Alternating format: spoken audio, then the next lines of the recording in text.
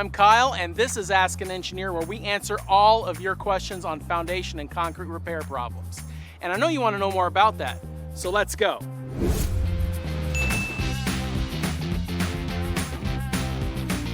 All right, so today we're going to be talking about foundation wall problems.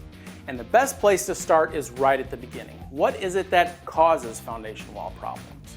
Well, your foundation has two main jobs. Its first job is to hold up the weight of the house. Its other job is to hold back the soils that surround your foundation. And the important thing to understand about soils is that they are in a constant state of change.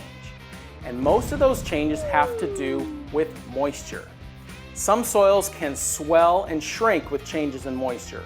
So when that soil gets larger, it will push harder on the foundation wall. And even if you don't have soils that change in volume, the water itself builds up something called hydrostatic pressure. So the water actually puts more force on your foundation wall. But there are other things that can change the levels of moisture surrounding your foundation. Think about long periods of drought, long periods of heavy rain, new irrigation systems. And actually, in the wintertime, that water is going to freeze. And I don't know if you knew this about water, but ice grows when it freezes. It's actually about 10% larger than water when it's thawed.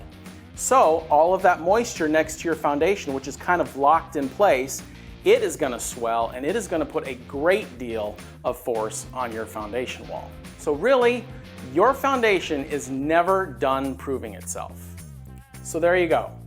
I've just taught you about a bunch of problems, and I'm sure you're wondering, are there any solutions? Well, of course the answer is yes, and we are going to talk about all foundation repair options right here on future episodes of Ask an Engineer.